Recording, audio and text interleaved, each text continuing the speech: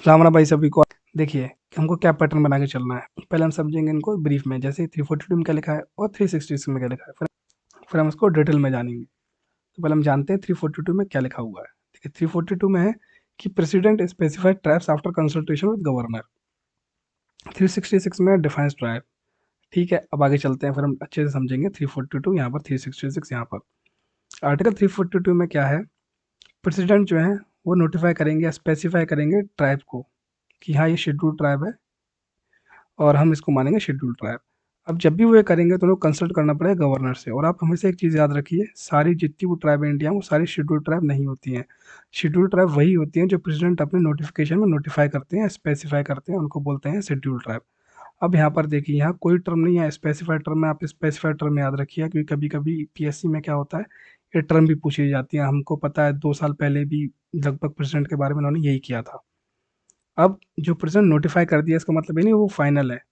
जो पार्लियामेंट है, देखिए आप 342 का सेकंड पार्ट देखिए, उसमें क्या पार्लियामेंट के पास पावर है, वो या तो इंक्लूड कर सकती है, एक्सक्लूड कर सकती है कोई भी नई ट्राइब उसके अंदर, या निकाल भी सकती है बाहर। तो वो फाइनल होगा उसके अंदर।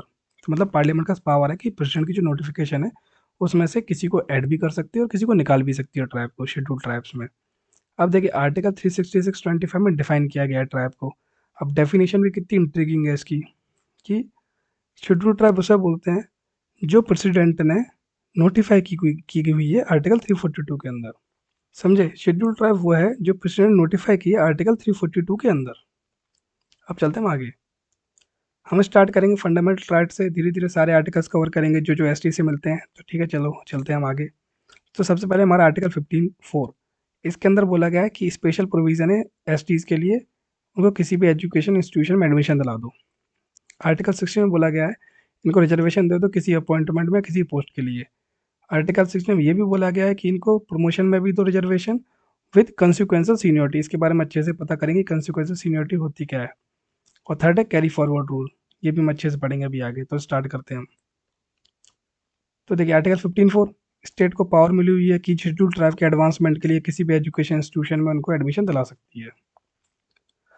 अब आर्टिकल 16 की बात करते हैं। तो आर्टिकल 16(4) में क्या बोला गया कि स्टेट को पास पूरी पावर है, वो रिजर्वेशन दे सकती है उनको अपॉइंटमेंट या पोस्ट के अंदर कोई भी बैकवर्ड क्लास ऑफ सिटीजन। देखिए यहाँ पर टर्म यूज़ किया गया है बैकवर्ड क्लास ऑफ सिटीजन, यहाँ पर शेड्यूल ट्राइब टर्म यूज़ नहीं किया गया। लेकिन जब बैकवर्ड की बात करेंगे तो शेड्यूल ट्राइब भी आ जाएगी। बस एक ही कंडीशन रखी गई है कि स्टेट गवर्नमेंट को ये लगना चाहिए कि वो जिसको भी रिजर्वेशन दे रहे हैं वो स्टेट सर्विस के अंदर प्रॉपरली क्या नहीं हो, रिप्रेजेंटेड नहीं हो स्टेट सर्विस के अंदर कहीं भी। अब आर्टिकल 16(4) की बात करते हैं हम। इसमें क्या बोला, इसमें बोला कि आप रिजर्वेशन दे दो, किस में रिजर्वेशन दे दो, in the matters of promotion with consequential seniority. इसका मतलब क्या है कि आप प्रमोशन में भी रिजर्वेशन दे सकते हो। जैसे कि कोई ऊपर के एसटी का कोई पर्सन है, अगर उसकी रिटायरमेंट होती है तो नीचे जो पर्सन एसटी का उसको प्रमोट कर दिया जाएगा। फिर भले ही जो उसके साथ में जनरल पर्सन है उसका एक्सपीरियंस ज़्यादा हो, उसकी एज ज़्यादा हो, उससे फ़र्क नहीं पड़ेगा, उसको प्रमोट किया जाएगा आगे की तरफ।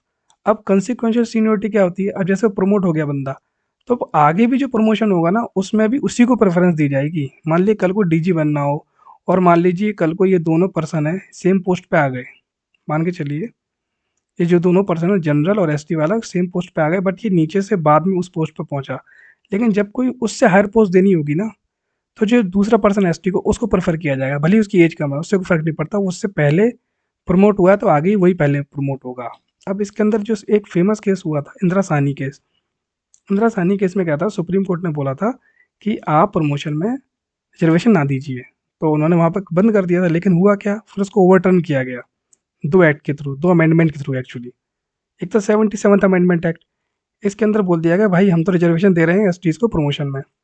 और 85 में बोल दिया गया कि हाँ प्रमोशन तो मिलेगा साथ में जो कंसिक्वेंसल सीनियोरिटी के साथ मिलेगा, 85 अमेंडमेंट 2002 के थ्रू। अब आते हैं हम आर्टिकल 16(4)(b) के अंदर। इसके अंदर कैरी फॉरवर्ड रूल है। जैसे मान के चलिए सुप्रीम कोर्ट ने बोला था उस टाइम भी कि आप जो है ना किसी भी ईयर 50% से ज़्यादा पर्सन को रिजर्वेशन नहीं दे सकते हो। मतलब उन्होंने किसी भी कीमत में 50% से ज़्यादा नहीं होना चाहिए। जैसे कि लास्ट साल मान के चलिए कि कुछ एसटीज की कुछ वैकेंसीज वो रह गई, खाली रह गई, उस पर कोई भी सिलेक्ट नहीं हुआ। तो उनका ये कहना था आप उनको क्लब कीजिए इस साल और तब भी 50% का रूल आप नहीं तोड़ोगे। सुप्रीम कोर्ट ने ये बोला था। लेकिन अल्टीमेटली क्या हुआ, ये लेके आए amendment act 81st amendment act. इसके थ्रू इन्होंने बोला पार्लियामेंट ने कि ऐसा नहीं है, जो पीछे की सीट है उसको तो हम अलग ही काउंट करेंगे, उसको इस साल हम काउंट करेंगे नहीं, इस साल का जो 50% वो अलग चलेगा। मतलब उन्होंने कैरी फॉरवर्ड कर लिया उसको, फिर उसको मिला के 70% क्यों ना रिजर्वेशन, उससे कोई मतलब नहीं है, वो अलग ही है, और जो इस साल की है वो अलग है। अब हम बात करेंगे आर्टिकल 46 डीपीएसपी के बारे में। गाइडिंग प्रिंसिपल्स होते हैं, इसके अंदर गाइडिंग प्रिंसिपल्स यानी इंस्ट्रक्शन दिया था कि स्टेट गवर्नमेंट को या किसी भी सेंट्रल गवर्नमेंट को कि आपको ऐसा कुछ करना चाहिए। तो इसमें बोला गया कि स्टेट को प्रमोट करना एजुकेशन और इकोनॉमिक इंटरेस्ट, मतलब उनकी एजुकेशन बढ़ानी, उनको आर्थिक रूप से मजबूत करना है, जिससे कि उनका जो एक्सप्लॉयटेशन होता है, जो उनके साथ इंजस्टिस होती है, उस चीज़ को रोका जा सके। अब हम चलते हैं थोड़ा आगे। तो देखिए, इनके जो पॉलिटिकल सेफ गार्ड है हम उसकी बात करेंगे। तो पॉलिटिकल सेफ गार्ड में सबसे पहले हम बात करेंगे जो उनको रिजर्वेशन मिला है लोकसभा और विधानसभा के अंदर। तो आर्टिकल 30 में इनको मिला है reservation house of the people है, ये लोकसभा के अंदर। आर्टिकल 330 में रिजर्वेशन मिला है इनको लेजिस्लेटिव असेंबली, मतलब विधानसभा में रिजर्वेशन। अब देखिए, आर्टिकल 330 है, वो थोड़ा मज़ेदार वो है आर्टिकल। वो कैसे मज़ेदार है, आप इसको पढ़िए। देखिए, sheet shawl B reserve in the house of the people for the schedule caste. ये छोड़िए, अभी शेड्यूल कास्ट पे ध्यान नहीं दें क्योंकि हम शेड्यूल कास्ट के बारे में पढ़ नहीं रहे हैं। सेकंड पे आते हैं। सेकंड ने बोला the schedule tribes except the schedule tribe in the autonomous district of Assam. मतलब यहाँ पर ऑटोनोमस डिस्ट्रिक्ट ऑफ आसाम के जितनी भी शेड्यूल ट्राइब है उनको छोड़ के इंडिया की पूरी शेड्यूल ट्राइब को क्या दी थी, रिजर्वेशन। भाई ऐसा क्योंकि इनने क्या बिगाड़ा था इनका जो इनको नहीं दिया। हम आगे देखते हैं क्यों क्या बिगाड़ा था इन्होंने। देखिए सी पार्ट, देखिए यहाँ पे क्या लिखा the schedule tribes in the autonomous district of Assam. मतलब अब यहाँ को रिजर्वेशन दे दिया, वहाँ को रिजर्वेशन दिया नहीं, यहाँ को रिजर्वेशन दे दिया। मतलब ऐसा क्यों किया, वहीं कर देते, अलग अलग क्यों किया। देखिए इसके पीछे रीजन है। पहले तो हम ये जानते हैं कि रिजर्वेशन फिक्स कैसे होता है किसी भी एस टीज का। आपको पता है कि हमेशा पॉपुलेशन प्रोपोर्शन के हिसाब से रिजर्वेशन को फिक्स किया जाता है। जैसे एक स्टेट में 10 सीटें हैं और जो पॉपुलेशन एस टी की मान के चलिए 30% है किसी स्टेट में, उसी स्टेट में, तो 3 सीट किसके लिए रिजर्व हो जाएंगी, एस के लिए। मतलब सेम प्रोपोर्शन होना चाहिए किसके साथ, जितनी भी सीटें हैं और जितने पर्सन हैं उनका सेम प्रोपोर्शन होना चाहिए। अब इसमें क्या होता है, ये देखिए, ये जो पार्ट है हम इसको समझने की कोशिश करते हैं दोनों का क्या रीज़न है, ये दो अलग अलग क्यों किए गए इस आर्टिकल के अंदर। अब हुआ क्या, जैसे आसाम है, आसाम के अंदर ऑटोनोमस डिस्ट्रिक्ट बन गई। बोडोलैंड के थोड़ा बहुत मूवमेंट चला था तो उनके लिए ऑटोनोमस डिस्ट्रिक्ट बना दी। अगर मान ली 10 सीट आई एस की आसाम के अंदर, अगर बोला कि 10 सीट आप कहीं से भी ले सकते हो, तो हो सकता है जो 10 सीट है बोडोलैंड को छोड़ के या जो ऑटोनोमस एरिया को छोड़ के, उसको छोड़ के पूरे आसाम से आ जाए, वहाँ से एक भी एस ना जाए उस जगह से। तो इस चीज़ को बचाने के लिए गवर्नमेंट ने क्या किया, ये बोला जो आसाम का जो ऑटोनोमस स्टेट है उसमें जितनी पॉपुलेशन है, वो आसाम की जितने परसेंट पॉपुलेशन होगी उतनी परसेंट सीटें उसको एलोकेट होगी। जैसे मान लीजिए 10 सीट, पूरे आसाम की पॉपुलेशन है 100, ठीक है, 20 ऑटोनोमस डिस्ट्रिक्ट की, 80 है बाकी रेस्ट ऑफ द आसाम की, और ऊपर से एलोकेट हुई हैं 10 सीट टोटल एस को। तो अब क्या होगा, जैसे 80 और 20 का रेशियो है, तो सेम रेशियो सीट्स का होगा। तो सीट का रेशियो क्या हो जाएगा, 10 सीट है तो 8 और 2, मतलब 2 सीटें ऑटोनोमस रीजन से जाएंगी ही जाएंगी। आप पूरी 10 सीटें आप बाकी पूरे जो ऑटोनोमस एरिया को छोड़ के नहीं ले सकते। आपको 2 सीट ऑटोनोमस से लेनी है, 8 सीट बाकी आसाम के एरिया से लेनी है। तो ये इस क्लॉज का मतलब है। होप क्लियर है, क्लियर नहीं हो कमेंट कर दीजिएगा और अच्छे से क्लियर कर दूंगा मैं आपको ये। अब आते हैं आर्टिकल 332 पे, बिल्कुल सेम टू सेम आर्टिकल है, केवल आपको याद रखना है इसके अंदर लेजिस्लेटिव असेंबली मिला आपको रिजर्वेशन, और जो क्लॉज है ना वो ऑटोनोमस वाला वो भी यहाँ पर है। आप एक चीज़ और याद रखिएगा, जो पॉपुलेशन सेंसस यूज़ की गई है वो 2001 की गई है। अब हम बात करते हैं पंचायत वगैरह की, हम आते हैं स्टेट के अंदर। तो article 243, article 243 T, sorry, article 243 D, article 243 T. अब इसमें क्या है, reservation of seats in every panchayat, reservation of seats in every municipality. एक पढ़ लेंगे आर्टिकल, हमारा दूसरा ऑटोमेटिकली कवर हो जाएगा। आर्टिकल 243 में क्या बोला गया कि हर एक पंचायत में शेड्यूल ट्राइब को रिजर्वेशन मिलेगा। किस बेसिस में मिलेगा, according to population, same proportion जो हमने वहाँ बात की थी कि जितना प्रोपोर्शन होगा शेड्यूल ट्राइब का कंट्री के अंदर या स्टेट के अंदर, उतना ही इसको रिजर्वेशन मिलेगा। बस इसमें एक दो चीज़ और एक्स्ट्रा ऐड होती हैं, वो वुमेन को लेकर, कि वुमेन को 1/3 रिजर्वेशन मिलेगा। देखो वैसे तो 1/3 मिलता ही है, अपने स्टेट के अंदर ही 1/3 मिलता ही है पंचायत, जब हम बात करते हैं जो पंचायत एक्ट आया था हमारा उसके थ्रू, जो कॉन्स्टिट्यूशन अमेंडमेंट हुआ था उसके थ्रू 73rd। अब इसमें ये जो वुमेन है, जैसे मान ली एस में करीब 9 लोगों का 9 एस की सीट आई है, तो उसमें मिनिमम 1/3 कितना हो गया 9 का 3 हो गया, तो एटलीस्ट 3 फीमेल्स होनी चाहिए, 3 वुमेन होनी चाहिए उसके अंदर, ये और इसमें एडेड है।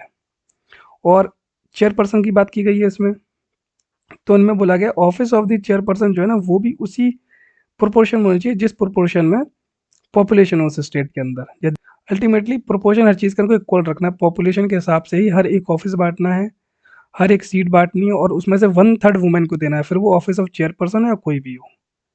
हाँ देखिए, इसमें एक चीज़ और दी है ना कि वो तो मिनिमम है कि आपको जो सेम प्रोपोर्शन है नंबर ऑफ ऑफिस का जो पंचायत है वो तो रखने के ना पॉपुलेशन के हिसाब से, लेकिन अगर स्टेट गवर्नमेंट चाहे तो उसको उससे भी ज़्यादा ऑफिस ऑफ चेयरपर्सन उनको ला सकती है, उसमें कोई रोक टोक वाली बात है नहीं।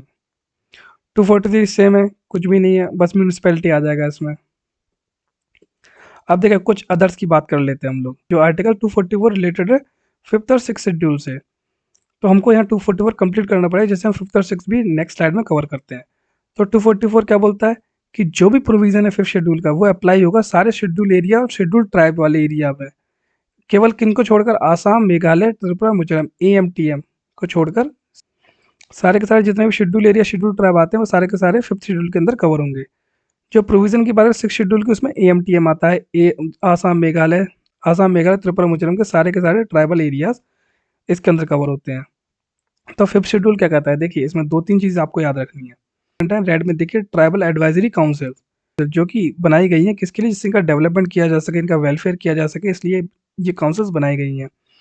और ये जो प्रोविज़न है ये प्रोवाइड भी करता है कि आपको ट्राइबल राइट बचाने हैं, लैंड की रेंट बचानी है, इनकी रिसोर्स बचाने हैं। किसी शेड्यूल में क्या है, यही सेम सारे प्रोविज़न है, बस ये किसके लिए, आसाम, मेघालय, त्रिपुरा, मिजोरम। और इसी शेड्यूल के थ्रू जो हमने बात की थी वो ऑटोनोमस डिस्ट्रिक्ट काउंसिल्स की आसाम के अंदर वो बनाई गई हैं।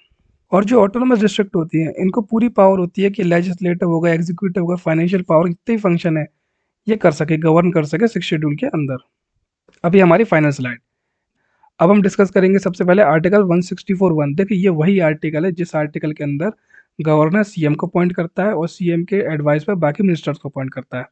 तो अगर आप इसी का 164(1) पार्ट देखोगे तो उसके अंदर बोला गया है कि वो मिनिस्टर तो होंगे होंगे, लेकिन छत्तीसगढ़, झारखंड, मध्य प्रदेश, उड़ीसा के अंदर एक minister in charge of tribal welfare होना चाहिए, जो कि वेलफेयर का ध्यान रखेगा सारी ट्राइबल पर्सन का। अब आर्टिकल 335 देखिए इसमें बोला गया है जो भी क्लेम्स है शेड्यूल कास्ट के, शेड्यूल ट्राइब्स के, मेनली हम शेड्यूल ट्राइब की बात कर रहे हैं, किसी भी पोस्ट है किसी भी सर्विस के लिए जो कि स्टेट देती है रिजर्वेशन, लेकिन उसमें हमेशा एक चीज़ ध्यान रखनी है आपको कि आपकी जो एफिशिएंसी ऑफ एडमिनिस्ट्रेशन है उसको कॉम्प्रोमाइज़ नहीं होना है। इसके अंदर 335 में ये बोला गया, मतलब एक एंटी क्लॉज मान के चलिए आप, वो बोला गया 335 में।